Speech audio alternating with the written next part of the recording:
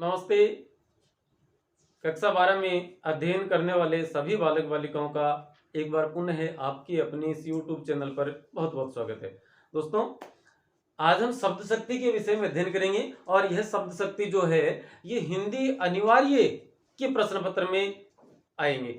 शब्द शक्ति से 2 अंक के प्रश्न पूछे जाने हैं जो कि हिंदी अनिवार्य में पूछे जाएंगे और हिंदी अनिवार्य कक्षा 12 में अध्ययन करने वाले प्रत्येक बालक बालिका के लिए लागू होता है। यह विषय हिंदी साहित्य अलग विषय है, उसमें कुछ चुनिंदा बच्चे होते हैं। अब बात करेंगे शब्द शक्ति की, तो इससे 2 अंक के प्रश्न माध्यमिक शिक्षा बोर्ड के द्वारा बोर्ड एग्जाम में पूछे जाएंगे और हम उनका जवाब देने की तरफ है और आप में एक समझ पैदा करने का पूरा प्रयास करेंगे। निस्संदेह हमें इस कार्य में सफलता मिलेगी और आप कुछ अच्छा सीख कर जाएंगे। दोस्तों, शब्द शक्ति पर आगे बढ़े इससे पहले जरूरी है कि शब्द विचार से संबंधित एक वीडियो पूर्व में जारी किया गया था जिसका लिंक आपको इस वीडियो के डिस्क्रिप्शन में और इसके कमेंट बॉक्स में मिल जाएगा और आप पहले उसे देखें, उसके पश्चात इस वीडियो को देखें। यदि चैनल पर आप नए हैं तो आप इसे सब्सक्राइब कर लें, वीडियो देखने के पश्चात कर सकते हैं। निस्संदेह आपको सामग्री पसंद आएगी और आप उसके आधार पर इसे सब्सक्राइब कर सकते हैं, लाइक कर सकते हैं, शेयर कर सकते हैं, अपने दोस्तों को इसके बारे में सुझा सकते हैं। अब बात करते हैं शब्द शक्ति की।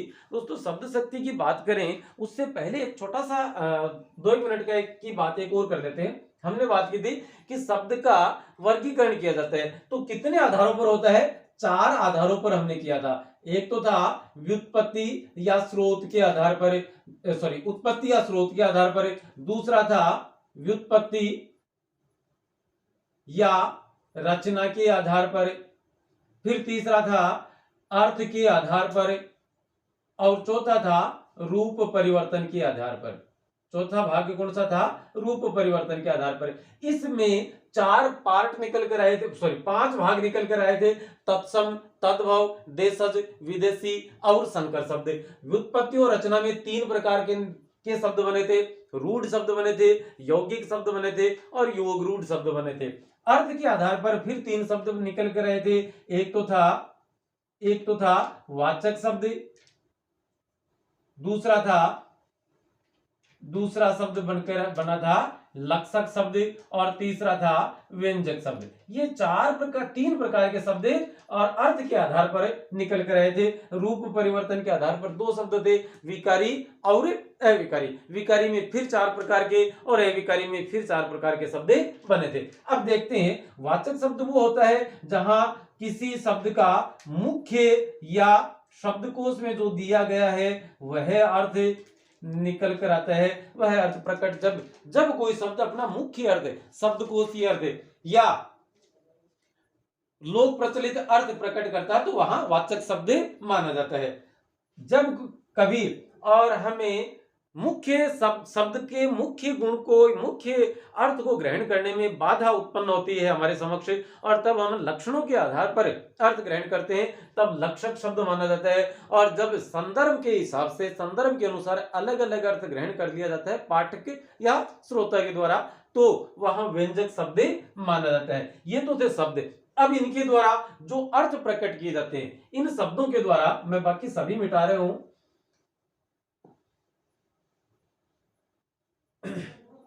अर्थ के आधार पर ये 3 शब्द बने। अब इनके द्वारा ये जो 3 अर्थ प्रकट किए जाते हैं वो अर्थ कहलाते हैं, ये कहलाता है सबसे पहले वाच्यार्थ कहलाता है या मुख्यार्थ कहलाता है या शब्दकोशीय अर्थ कहलाता है या संकेतित अर्थ भी इसे कहते हैं या संकेत किया गया वह अर्थ प्रकट करता है। तो मुख्य अर्थ है कोई शब्द का तो वहां क्या होगा? वाच्यार्थ, मुख्यार्थ, शब्दकोशीय या संकेतित अर्थ। लक्षणों के आधार पर जब हम अर्थ ग्रहण करते हैं, जब किसी शब्द का, जैसे वाक्य में एक शब्द था, यही उदाहरण हमने उसमें लिया था, जैसे गधा चर रहा है, गधा चर रहा है।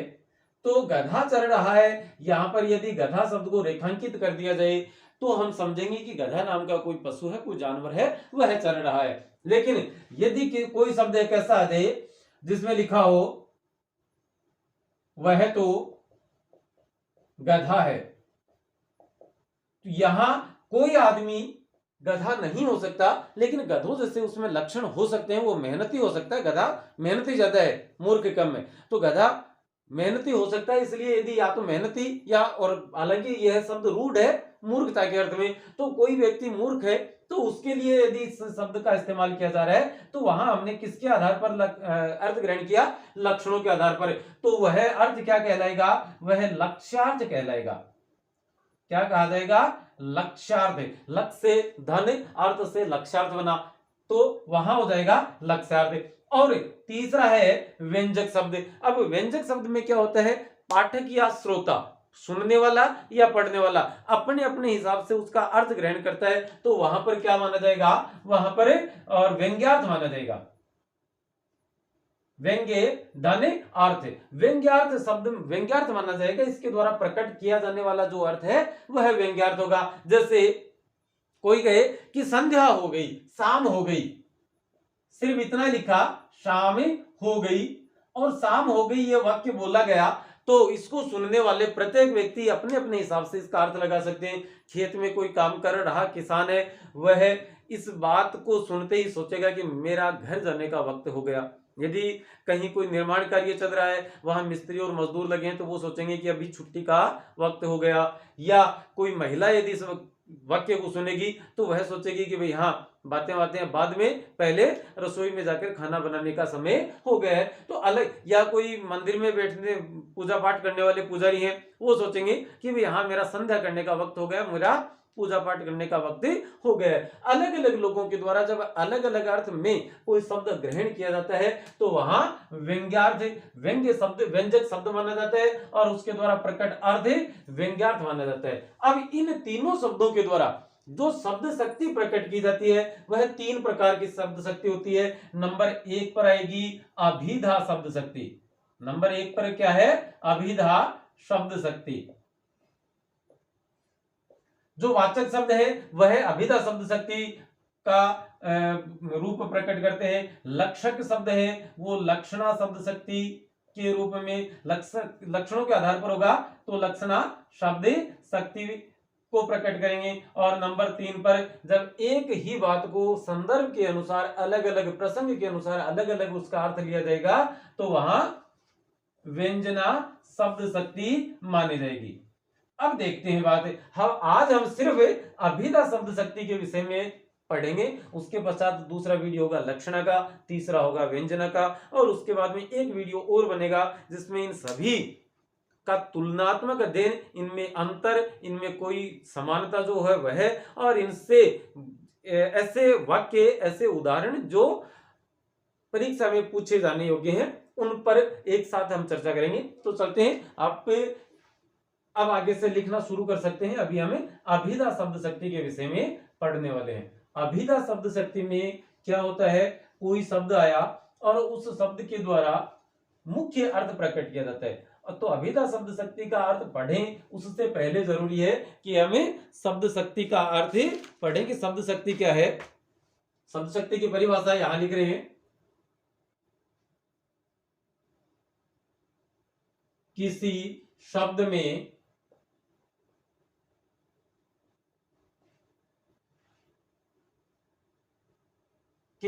में अंतर्निहित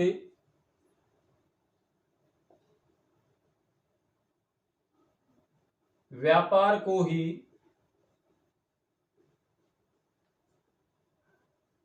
शब्द शक्ति, व्यापार को ही शब्द शक्ति कहा जाता है। एक बार देखिए, दो शब्द हैं, एक तो अंतर्निहित, अंतर इस प्रकार से है, इसका अर्थ होता है अंदर,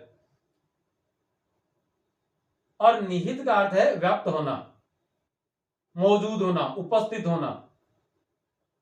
किसी शब्द में कोई के अंदर जो चीज उपस्थित है वह क्या है? व्यापार। व्यापार से दो चीजें हैं, लेना और देना। लेना और देना दो अर्थ निकल कर आते हैं कि शब्द के द्वारा क्या अर्थ तो दिया गया और क्या अर्थ लिया गया। लेना और देना, शब्द ने कौन सा अर्थ प्रकट किया, श्रोता के द्वारा, पाठक के द्वारा किस प्रकार का अर्थ उसका ग्रहण किया जाता है, यह जो व्यापार है यही क्या कहलाता है? शब्द शक्ति कहलाता है कि किसी शब्द में अंतर्निहित व्यापार को ही शब्द शक्ति कहा जाता है। अर्थात या आप दूसरी परिभाषा लिख सकते हो कि वाक्य में प्रयोग किए जाने पर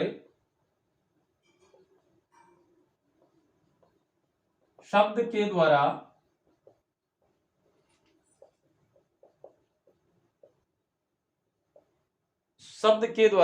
जो अर्थ प्रकट किया जाता है, शब्द के द्वारा जो अर्थ प्रकट किया जाता है उसका ज्ञान करवाने वाली शक्ति को ही शब्द शक्ति, ज्ञान करवाने वाली शक्ति को ही शब्द शक्ति कहा जाता है। आप इसे नोट कर सकते हैं अपनी उत्तर पुस्तिका में, क्योंकि बोर्ड परीक्षा में परिभाषा पूछी जा सकती है। 3 भेद हैं इसके, तीनों भेद की परिभाषा पूछी जा सकती है। इसके अलावा तीनों भेदों से संबंधित कोई उदाहरण भी दिया होगा और उस उदाहरण के विषय में पूछा जा सकता है, अथवा और 2 शब्द शक्तियां देकर उनमें अंतर पूछा जा सकता है। जब अंतर पूछा जाता है तो हम एक शब्द शक्ति का इधर लिखेंगे, उसकी विशेषताएं लिखेंगे, और दूसरा इधर लिखेंगे, उसकी विशेषताएं वहां पर लिख देते हैं। अब देखते हैं, ये तो थी शब्द शक्ति की परिभाषा, और शब्द शक्ति कुल मिलाकर 3 प्रकार की मानी जाती है। अब बात करेंगे, हमें आपने स्क्रीनशॉट दे लिया होगा या इसे लिख लिया होगा। अब चलते हैं अभिधा शब्द शक्ति पर।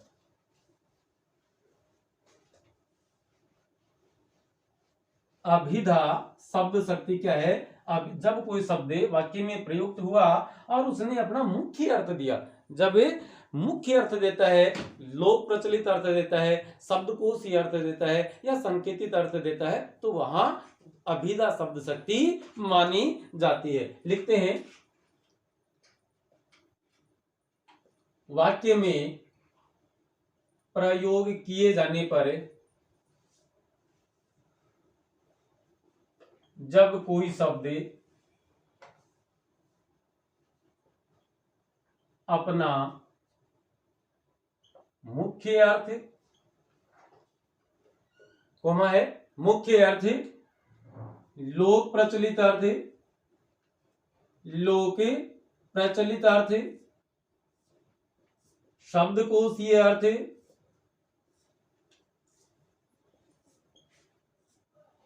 या संकेतित अर्थ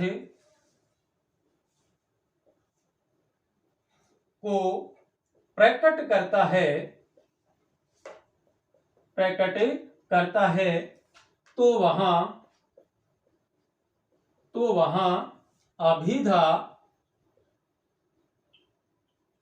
शब्द शक्ति, तो वहां अभिधा शब्द शक्ति मानी जाएगी, या तो वहां अभिधा शब्द शक्ति मानी जाती है।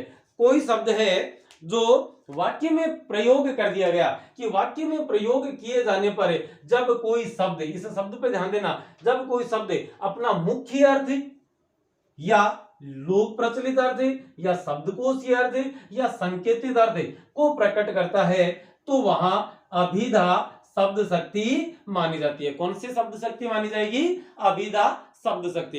इस अर्थ को, ये तो हो गया शब्द शक्ति, और यहां जो शब्द होगा वह कैसा शब्द होगा? शब्द होगा इस प्रकार का, या हम ये भी लिख सकते हैं कि मुख्य अर्थ, लोक प्रचलित अर्थ, शब्दकोशीय अर्थ या संकेतित अर्थ को प्रकट करने वाला शब्द वाचक शब्द कहलाता है। इस प्रकार का शब्द के शब्द को, इस प्रकार के शब्द को वाचक शब्द कहते हैं, तथा उसके द्वारा प्रकट किए जाने वाले अर्थ को वाच्यार्थ कहते हैं। ये जो मुख्य अर्थ प्रकट करने वाला जो शब्द था, ये शब्द क्या कहलाएगा? वाचक शब्द कहलाएगा। और इस वाचक शब्द के द्वारा जिस प्रकार का अर्थ प्रकट किया जाता है तथा उसके द्वारा प्रकट किए जाने वाले अर्थ को वाच्यार्थ, वाच्य धाने अर्थ कहते हैं। तो ये हो गई आपकी अभिधा शब्द शक्ति की पहचान। दोबारा लिख देंगे, यहां शीर्षक लिख देते हैं क्योंकि शीर्षक सबसे महत्वपूर्ण होता है। उसको पढ़ते ही हमारे मन में कई प्रश्न उमड़ घुमड़ कर आते हैं, और वो प्रश्न जब उमड़ घुमड़ कर आते हैं इसका मतलब हमें अब उस विषय के बारे में, उस शीर्षक के विषय में और समझ विकसित कर रहे हैं, एक समझ हमारे मन में पनप रही है। देखिए क्या कहते हैं कि वाक्य में प्रयोग किए जाने पर जब कोई शब्द अपना मुख्य अर्थ, लोक प्रचलित अर्थ, शब्दकोशीय अर्थ या संकेतित अर्थ को प्रकट करता है तो वहां अभिधा शब्द शक्ति मानी जाती है। इस प्रकार के शब्द को वाचक शब्द कहते हैं तथा उसके द्वारा प्रकट किए जाने वाले अर्थ को वाच्यार्थ कहते हैं। इसके विषय में एक आप स्क्रीनशॉट ले सकते हैं अथवा रोक कर इसे लिख सकते हैं, लिख ले में। अब देखिए इसके विषय में एक दो बातें और हैं जो बड़ी महत्वपूर्ण हैं। कैसे हैं देखते हैं। अभी सबसे महत्वपूर्ण बात तो यह है, सबसे महत्वपूर्ण बात है जहां कहीं भी या जिस किसी पद में यमक अलंकार की प्राप्ति होती है,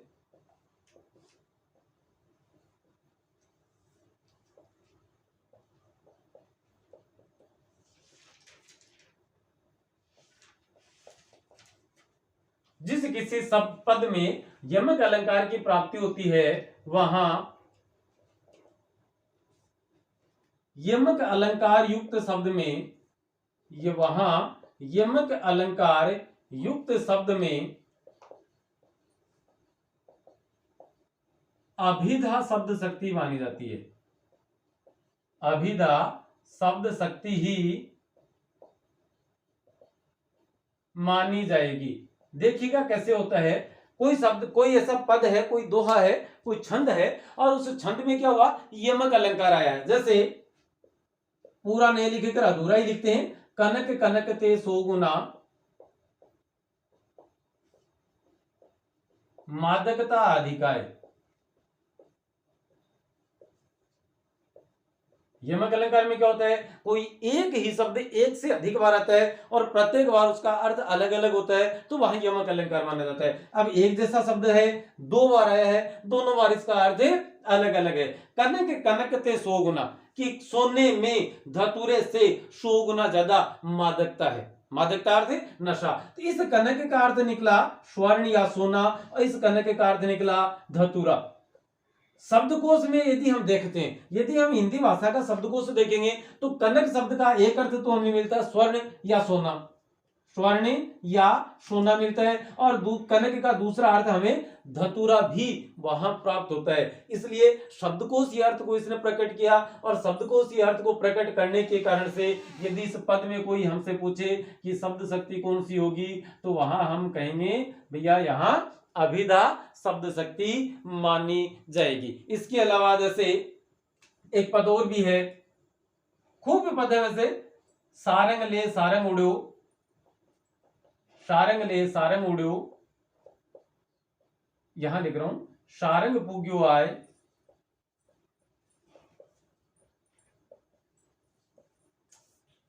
जे सारंग सारंग कहे, जे सारंग सारंग कहे तो मुख को सारंग जाए।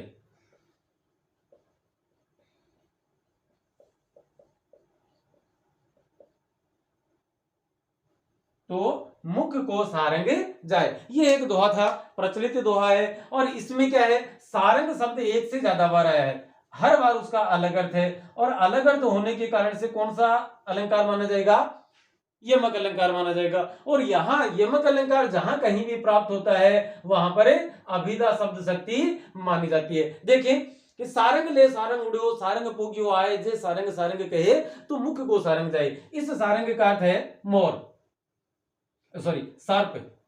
सर्प को लेकर मयूर उड़ा और सामने से उसने देखा तो सारंग पूग्यो आए, यहां पर है बादल। अब जे सारंग, यहां अर्थ है मोर, और मोर इस सारंग का अर्थ है प्यू प्यू की या मेऊ मेऊ की जो आवाज है वह, मतलब हम कह सकते हैं कि मोर की जो ध्वनि है, आवाज, मोर यदि आवाज निकाले तो मुख में जो सारंग था वह नीचे गिर जाएगा।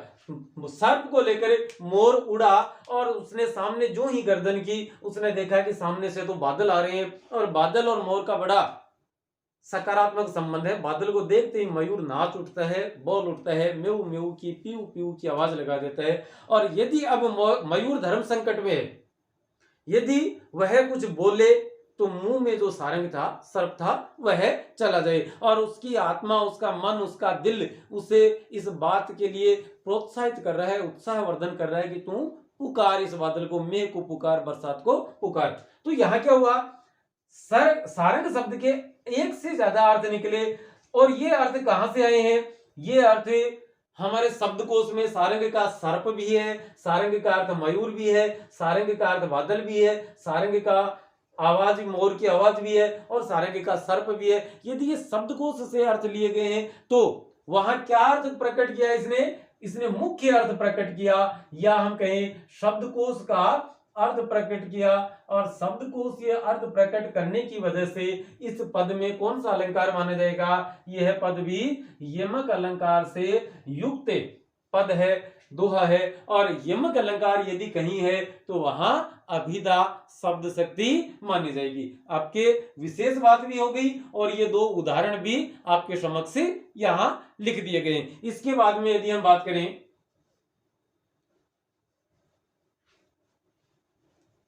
कुछ पद ऐसे होते हैं जहां जिनका मुख्य अर्थ है वह अलग होता है। जैसे दो तीन शब्द लिखेंगे हम,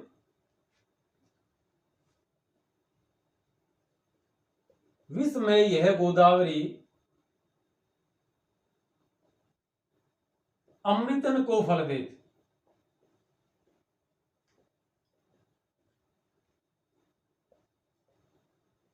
दूसरा लिखा है, हरि ने नारद को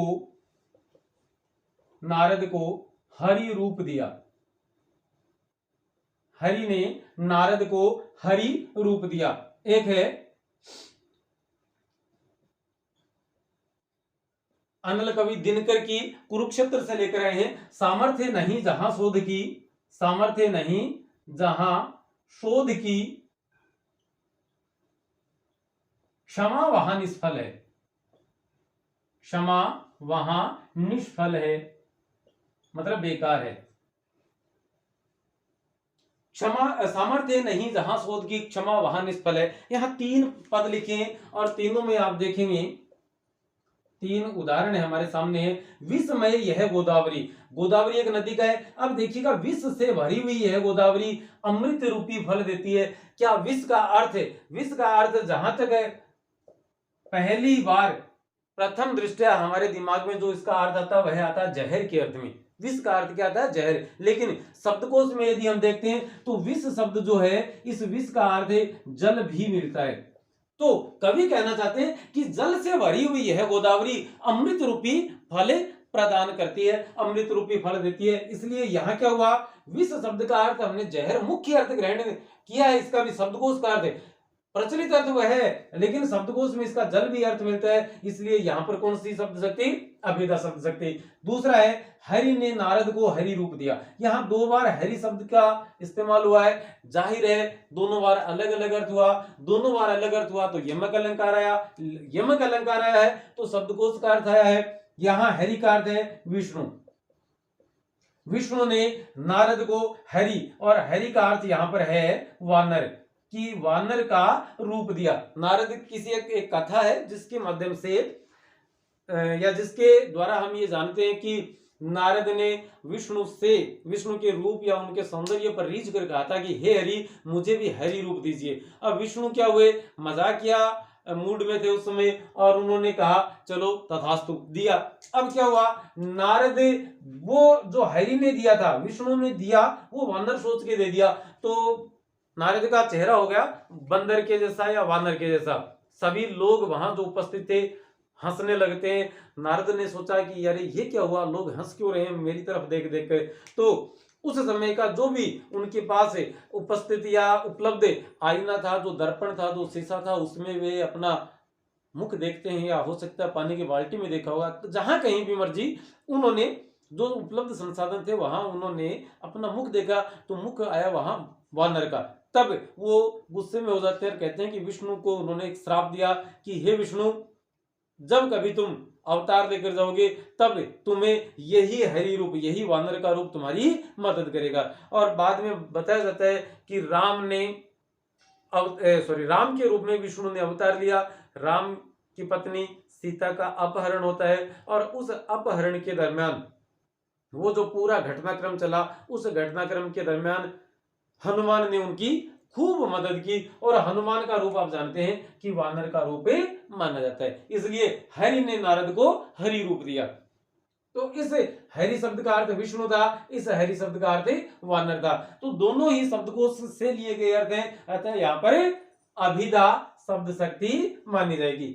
तीसरा है सामर्थ्य नहीं जहां शोध की, क्षमा वहां निष्फल है। सामर्थ्य नहीं जहां शोध की, अब ये जो शोध है इसे अंग्रेजी में रिसर्च कहते हैं, और हिंदी में इसे अनुसंधान या नई खोज कहा जाता है, कि कोई नई खोज की है, कोई नया शोध किया, शोध कार्य चल रहा है, खोज चल रही है, अनुसंधान चल रहा है, या रिसर्च चल रही है। मुख्य अर्थ यह है इसका जो समाज में प्रचलित है। लेकिन इस शोध का अर्थ शब्दकोश में हमें बदला भी मिलता है या प्रतिशोध भी मिलता है।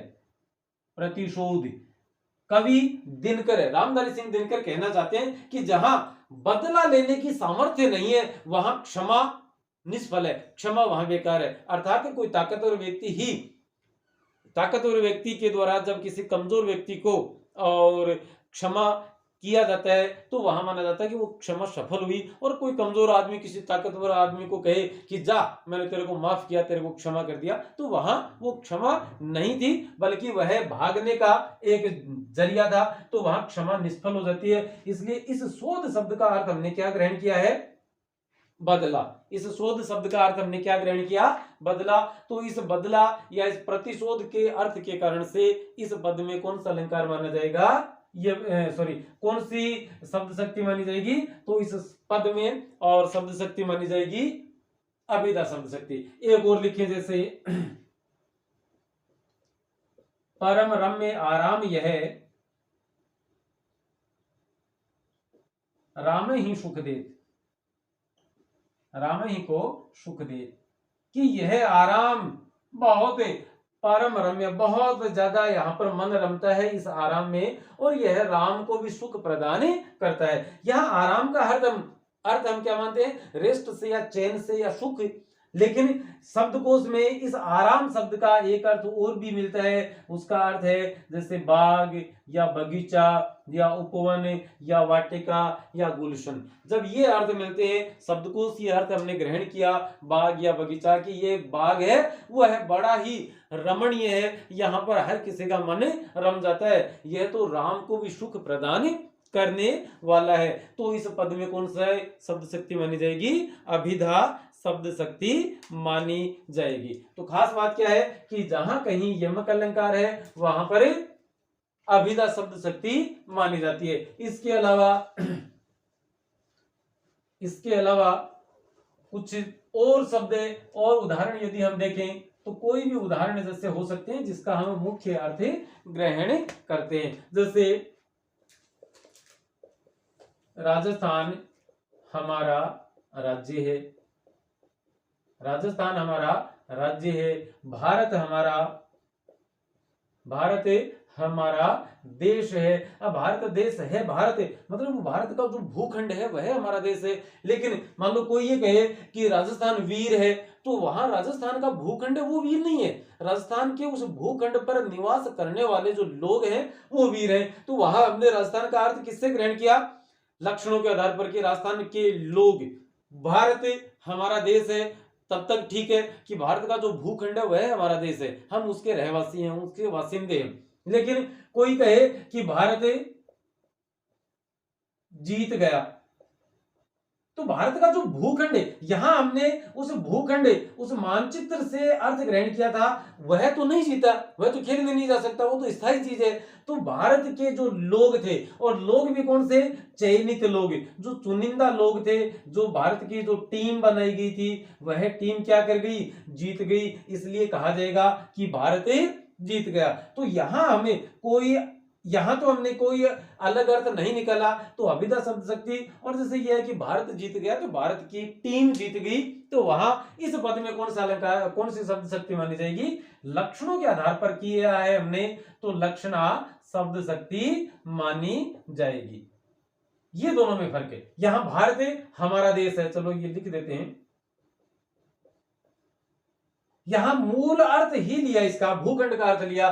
तब तक तो क्या था, अभिधा शब्द शक्ति थी, तब तक क्या थी, अभिधा शब्द शक्ति। और जो ही हमने लिखा कि भारत जीत गया, अर्थात भारत की टीम जीत गई, और भारत की टीम जीत गई, कोई अर्थ विशेष अर्थ लिया, 11 लोगों की, 10 लोगों की, 7 लोगों की टीम थी, वह जीत गई। पूरे भारत के 135 करोड़ लोग वहां खेलने नहीं गए थे, इसलिए हम, लेकिन वो हमारे नुमाइंदे थे, हमारे प्रतिनिधि थे, हमने उनको भेजा था, इसलिए वो जीत गया, वो जीत गए, इसका मतलब पूरा भारत ही जीत गया। तो लक्षणों के आधार पर अर्थ ग्रहण किया, तो वहां कौन सी शब्द शक्ति मानी जानी है, लक्षणा शब्द शक्ति मानी जानी है। आज के इस वीडियो में फिलहाल इतना ही। अब अगले वीडियो में आपके साथ पुनः मुलाकात होगी लक्षणा शब्द शक्ति के साथ। तब तक के लिए अनुमति दीजिए, चैनल को सब्सक्राइब कीजिए। नमस्ते, धन्यवाद।